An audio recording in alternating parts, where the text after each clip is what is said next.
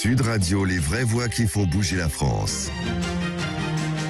Et place aux actus qui ont fait bouger la France cette semaine. Nous allons parler notamment de cette grande enquête de la Fondation Jean Jaurès qui disait quoi ? Qui disait justement que de plus en plus de Français voulaient entre autres un chef pour remettre dans l'ordre dans le pays. C'est y compris une tendance qui augmente nettement à gauche, là où ça peut paraître moins naturel. Pourquoi justement de plus en plus de Français veulent un chef pour remettre de l'ordre dans le pays ?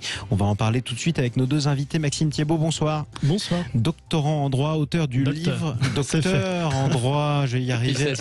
C'est l'éternelle jeunesse, Maxime Thiebaud. Toujours. Docteur en droit, auteur du livre Gilets jaunes vers une démocratie réelle, point d'interrogation. Oui. On est bien d'accord. Nous sommes également avec Tom Conan. Bonsoir à vous. Bonsoir. Artiste, écrivain et auteur du livre Radical, sans point d'interrogation pour le coup, presque un point d'exclamation. Je le disais, cette grande enquête fracture française de la Fondation Jean Jaurès et de l'Institut Montaigne qui révélait un certain nombre d'informations. D'abord qu'une majorité de Français, c'était inédit depuis un sacré moment, en tout cas, voulait le rétablissement de la peine de mort. Autre information, cette majorité de Français qui veulent l'arrivée d'un chef pour remettre de l'ordre. Alors ça peut paraître naturel à droite, mais à gauche, Tom Conan. Ouais, je pense que en fait, en France, il y a quand même une tradition, non pas de l'autoritarisme, absolument pas, mais il y a toujours eu quelques souvenirs aussi. Il y a toujours eu la France n'a jamais été vraiment dans le fascisme, mais a toujours eu des tentations fascisantes, crypto-fascistes, dans beaucoup de dans différentes franges à gauche et à droite.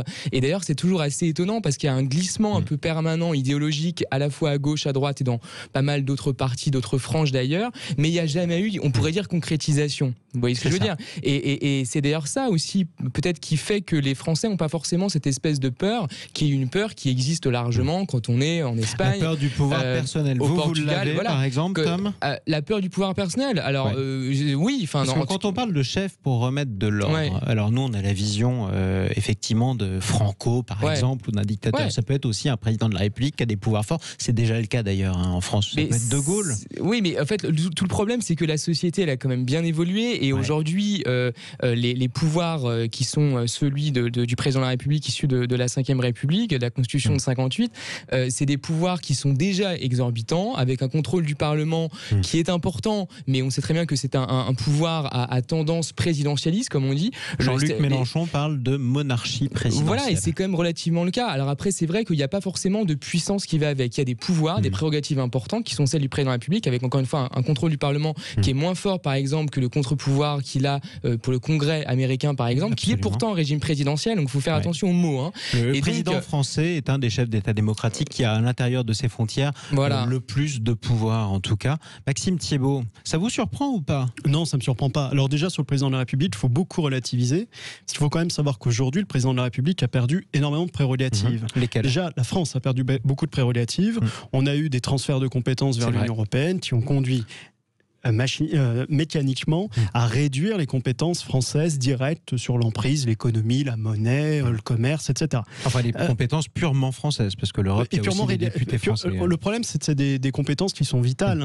Battre monnaie, le commerce, c'est quand même c'est des compétences qui sont hyper vitales et qui permettent derrière de développer l'économie.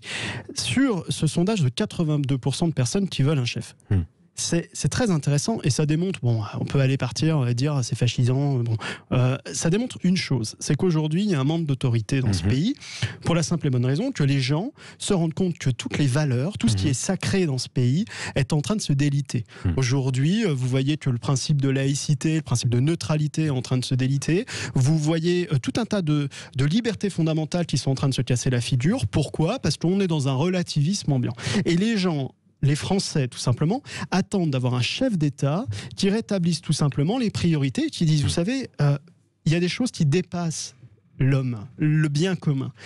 Il y a des droits naturels en France, il y a des libertés fondamentales vers lesquelles on ne peut pas porter atteinte. Et ça, c'est quelque chose qui est très attendu et qui n'est pas répondu aujourd'hui par le président de la République lui-même. Enfin, quand vous voyez l'histoire des 2-3 derniers présidents de la République, que vous voyez le pauvre con de Nicolas Sarkozy, que vous voyez le casse-toi pauvre con de Nicolas Sarkozy, que vous voyez Emmanuel Macron, qui s'est affiché parfois dans des situations un peu choquantes. Ils ont atteint à l'autorité même de l'État et à l'autorité, du moins au sacre républicain qui était celui du chef de l'État. Honnêtement, moi je pense pas du tout. Hein. C'est une analyse qui se tient, je veux dire, elle se tient parfaitement. Est-ce que Emmanuel Macron a l'air d'un chef? En réalité, je pense que c'est presque l'inverse. C'est-à-dire qu'en fait, je crois qu'il y a plutôt un excès d'autorité. C'est presque l'inverse. Non, mais l'autorité, c'est pas l'autoritarisme. D'accord, mais je pense qu'il y a plutôt un excès d'autorité à la fois dans la réalité juridique, même si on a pu la monnaie, et effectivement toutes ces compétences qui ont été transférées pour certains d'entre elles à l'Union européenne ou partagées. Mais malgré tout, il y a toujours une concentration très forte et c'est beaucoup plus ça en fait qui est gênant. Et d'ailleurs, si on revient sur le débat des Gilets jaunes, qui était quand même un mouvement sur lequel on peut quand même maintenant pas mal se pencher parce qu'on a du recul, on voit un peu la sociologie, quelles ont été les valeurs et les combats qui ont été mis en avant, certains que je partage, d'autres que je partage absolument pas, et qui empruntent un peu à la gauche, à la droite, etc. de manière parfois un peu brouillonne, mais bon, peu importe, c'est aussi la force des mouvements populaires. Mais ce qui est certain, c'était beaucoup plus une volonté non pas de nommer un nouveau chef qui soit un Macron 2 ou un anti-Macron ou un Macron inversé ou non, absolument pas. C'est au contraire, moi je pense que il y a une maturité démocratique très forte aujourd'hui qu'on voit également dans d'autres pays occidentaux comme les États-Unis. On voit que Trump par exemple qui incarne peut-être plus que Macron une espèce de figure un peu non pas crypto-fasciste mais beaucoup plus autoritaire, plus forte, à vouloir taper du poing sur la table, à vouloir avoir des phrases très choquantes qui sont le plus souvent d'ailleurs complètement sottes. Quand il suffit de voir son compte Twitter, c'est quand même plus marrant que TikTok. Du président américain. Mais en tout cas, on voit que ça, c'est ridiculisé. Et en Europe, c'est exactement le même principe. On voit plutôt qu'il y a, au contraire, une volonté de se réapproprier, mais au niveau de la base, des attributions, là, vous parlez des pouvoirs. Gilets jaunes. Non, mais le problème aujourd'hui, c'est la avec dépossession. Maxime Thiebaud, parce que lui aussi est un spécialiste et d'ailleurs un admirateur du mouvement des Gilets jaunes, en tout cas par certains de ses aspects.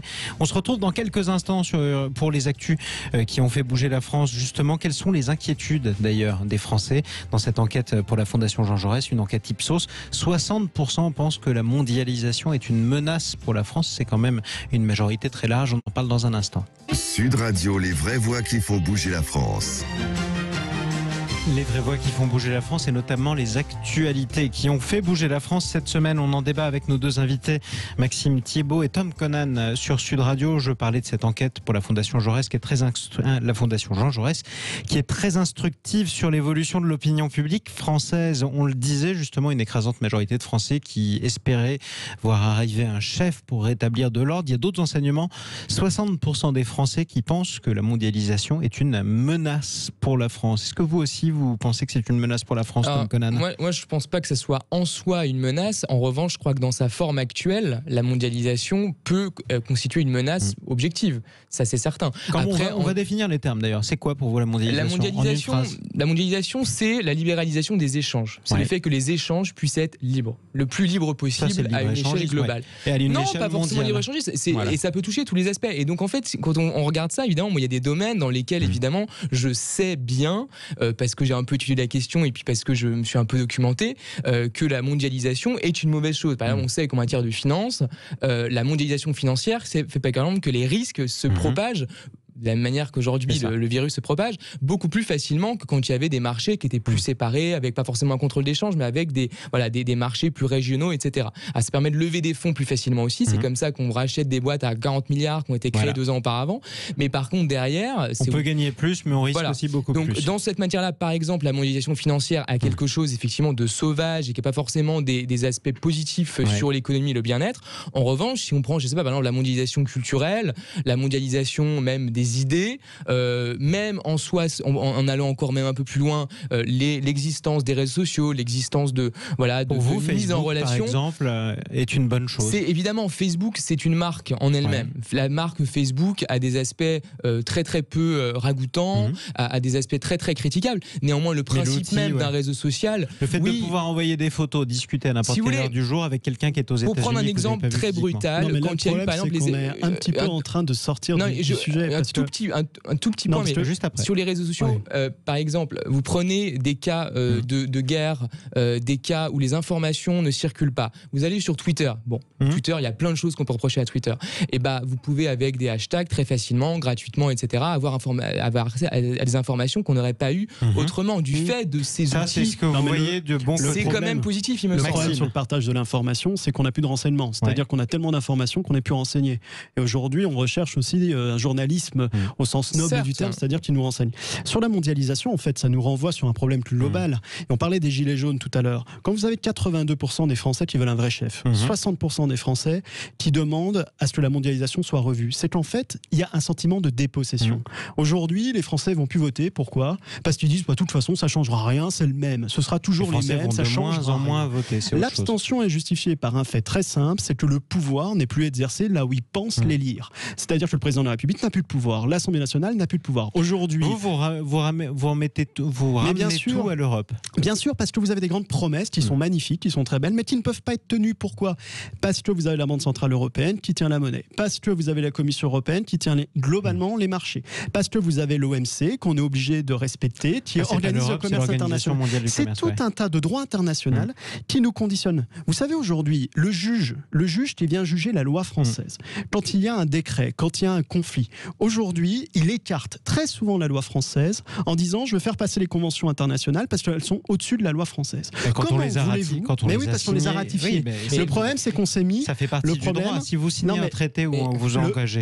Oui, mais le problème, c'est qu'on a signé des traités qui nous engage, d'accord, heureusement, mais surtout qui nous porte préjudice, parce qu'on a rêvé la vie. On a rêvé d'une mondialisation belle et heureuse, où on pourrait acheter des fringues faites par des Chinois qui vivraient comme nous. Le problème, c'est qu'on a conduit à des délocalisations. Le problème, c'est qu'on a vu notre monnaie être internationalisée, et donc on est soumis à la loi du marché. C'est une vision qui est, alors encore une fois, c'est une vision pareille, je suis navré, mais c'est une vision qui est assez hémiplégique.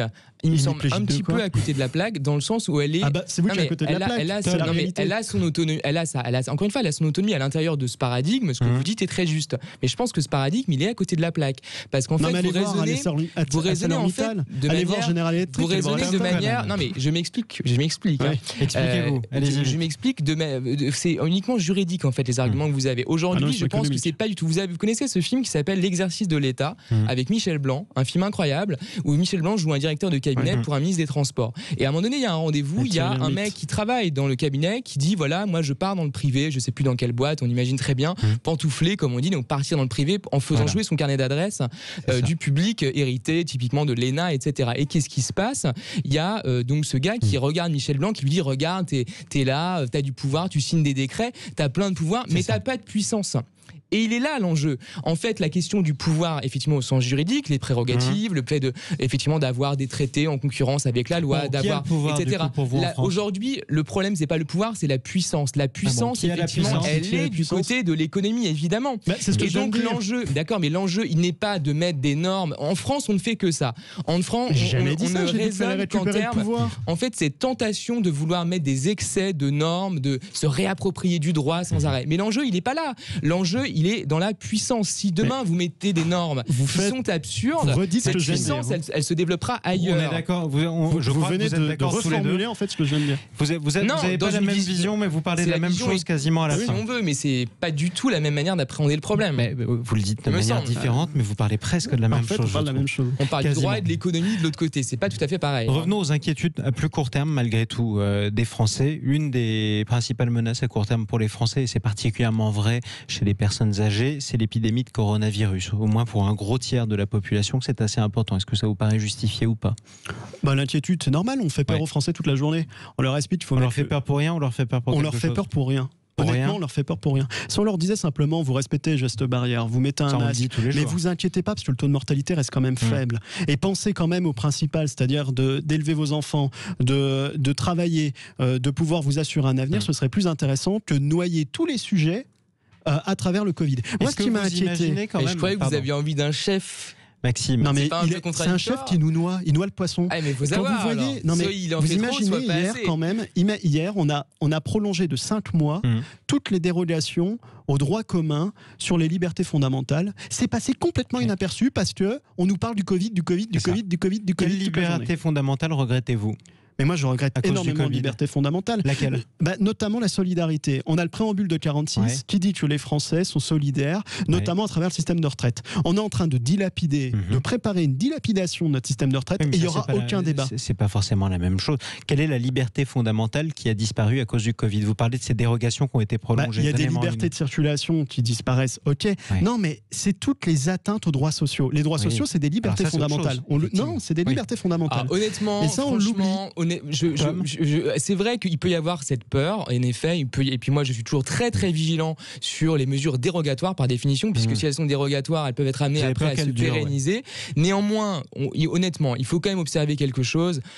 Jusqu'à présent, en tout cas, même s'il faut être très vigilant, l'État a quand même mis des moyens astronomique pour pouvoir essayer de sauver l'économie. Astronomique. Il faut quand même se rendre compte de ce que ça va quand même coûter aux générations futures. Moi, je ne suis pas contre ça. Mais je veux dire, il faut quand même réaliser ça. Il a étatisé les salaires, l'État, de fait. C'est l'État qui a payé et donc, tous ceux qui étaient au dire chômage aujourd'hui partiel. quand même que les droits sociaux sont menacés, etc., alors qu'il y a quand même des gens qui ont été payés à rien faire pendant des mois, pour des raisons justifiées par la situation sanitaire, encore une fois.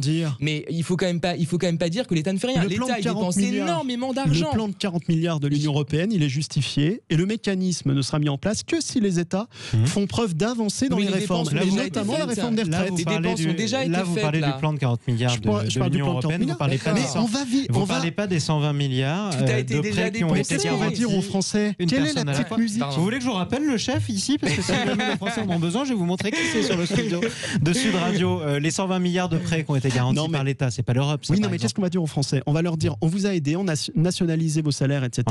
Donc aujourd'hui, il faut faire des efforts. Mais des efforts qu'on a déjà préparés. Parce que la réforme des retraites, c'était avant le Covid. Et là, on va dire aux Français, la réforme des retraites, vous n'avez pas le choix parce qu'il faut qu'on vous sauve. Mais attendez. On l'avait préparé d'avance. BlackRock, tous les financements privés qui vont se mettre derrière tout cela. En un mot, parce qu'on va arriver au terme du débat, Tom Conan, est-ce que vous attendez à des lendemains très douloureux, notamment sur le plan social? Alors évidemment qu'il y aura des lendemains douloureux, c'est certain. Il faut être dans un combat social absolument permanent. Faire des efforts ou pas? C'est pas une question d'efforts, en fait, la question de la répartition de ces efforts-là. Il y aura évidemment des efforts, mais c'est évident qui doit payer là où l'argent est. Et je vous rappelle qu'il n'y a toujours pas de taxe sur les transactions financières, qu'il y a toujours des paradis fiscaux.